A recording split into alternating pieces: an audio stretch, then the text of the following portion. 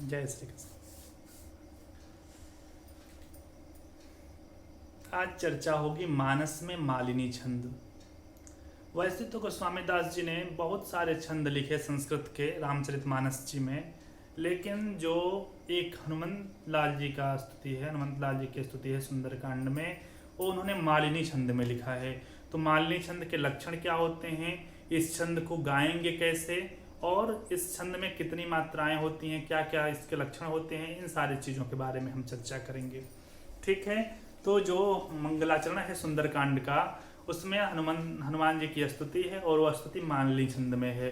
अतुलित बलधामम हेम शैलाभुदेहम धनुजवन कृशानो ज्ञानी नामग्रगण्यम सकल गुण निधानम वानराणामधीशं रघुपति प्रिय भक्तम वात जातम नमामि। तो जो लोग छंद पहले से पढ़ लिए हैं उनके लिए तो ये समझना बहुत ही आसान होगा, लेकिन जो लोग नहीं जानते हैं उनके लिए भी थोड़ा सा बेसिक बता दें कि छंद क्या होते हैं। छंद का मतलब होता है किसी विशेष नियम से किसी श्लोक को लिखना या किसी काव्य को लिखना छंद कहा जाता है। छंद बहुत सारे हैं, असंख्य छंद हैं। अगर आप वेद पढ़ेंगे तो वेद में भी गा व विप्र त्रिजा करके बहुत सारे छंद हैं। गायत्री, उष्णिक, बृहति, अनुष्टुप, इस तरह से बहुत सारे छंद हैं। अगर आप लौकिक संस्कृत पढ़ते हैं तो उसमें भी बहुत सारे छंद हैं। इंद्र वज्रा, उपेंद्र वज्रा, उपजाति, बसंत, तिलका, भुजंग, प्रयात, मालिनी, शालिनी, द्रुत विलंबित, बहुत सारे छंद हैं। तो ये जो छंद, ये जो स्तुति है ये मालिनी छंद में है। मालिनी छंद,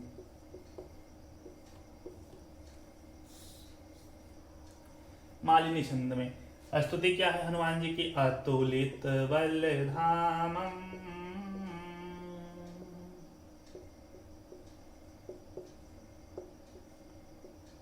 हेम शैलाभुदेहम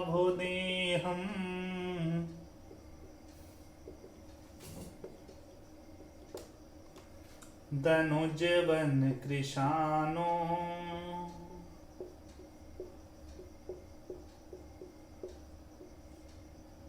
ज्ञानिनामग्रगण्यम्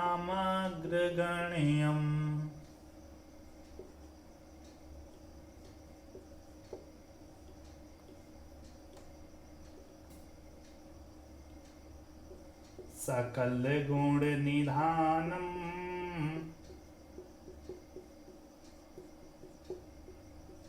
वानराणामुधीशं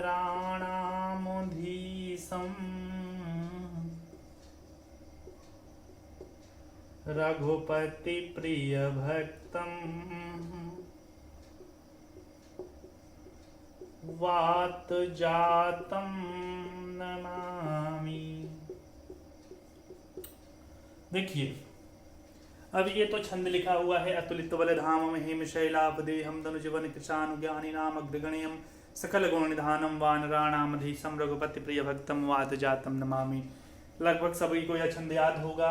ये मालिनी छंद कैसे है ये आप आज चर्चा कर रहे हैं। हम मालिनी छंद इसमें कैसे है, तो मालिनी छंद का जो नियम होता है वो होता है ननिमय ययुतेयम मालिनी भोगिलोकई, यानी कि नगण, नगण, मगण, यगण और यगण, ये 5 गण होते हैं। अब गण क्या है, अगर गण आप विस्तृत नहीं जानते हैं तो किसी वीडियो में देख लीजिएगा या हमारे द्वारा ही इसको जल्द लॉन्च किया जाएगा, उसमें आप देखिएगा। लेकिन नगण का मतलब होता है तीनों लघु, यानी 3 लघु मात्राएं आएंगी। 3 लघु, फिर नगण आएगा 3 लघु मात्राएं। जैसे आप देखिए अतुलित में, अतुलित बल तक आप देखेंगे तो इसमें क्या है, कोई भी गुरु का मात्रा आपको नहीं दिखेगी। त में छोटा उ, ल में छोटी की मात्रा, त में ब और ल में। इसी तरह से धनुजवन क्री तक देखेंगे तो इसमें कोई भी आपको गुरु वर्ण नहीं दिखेगा। सकल गुण नी तक देखेंगे तो इसमें कोई भी आपको गुरु वर्ण नहीं दिखेगा।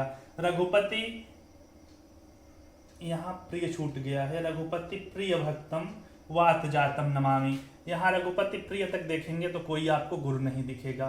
तो 3-3 करके यानी 2 नगण आते हैं। नगण का मतलब तीनों लघु जिसमें हो। उसके बाद एक मगण आएगा, यानी 3 गुरु मात्राएं आएंगी। देखिए यहाँ से यहाँ 3 गुरु, सानुज्ञा, धानम वा, वात जा, यहाँ। तो तीन तीन तीन करके तीन पहले लघु मात्राएं आएंगी, लघु मात्रा, फिर लघु तीन मात्रा, फिर तीन गुरु मात्रा, और उसके बाद यमाता, यानी कि एक लघु दो गुरु, एक लघु दो गुरु, यही क्रम आएगा मालिनी छंद का। तो आप मात्रा लगाइए, 1 2 3, 1 2 3, गुरु गुरु गुरु, 1 2 3, 1 2 3, ठीक है। यही नगण नगण मगण यगण और यगण।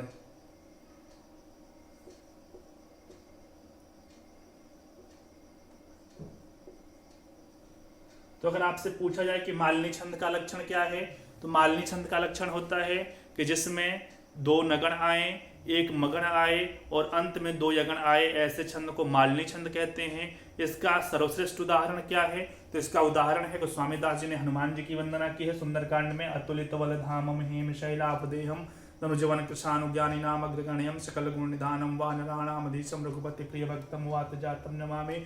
नगण क्या होते हैं, नगण का मतलब जिनमें तीनों लघु मात्राएं हों, मगण का मतलब जिनमें तीनों गुरु मात्राएं हों, और यगण का मतलब होता है जिसमें पहली मात्रा लघु हो और अंत की 2 मात्रा गुरु हो, इसको मगण यगण कहते हैं। तो नगण आएगा, नगण आएगा, मगण आएगा, यगण आएगा और फिर यगण आएगा। सारी पे आप मात्रा लगाइए और देखिए यही मिलेगा। बोले हनुमंत लाल जी महाराज की जय।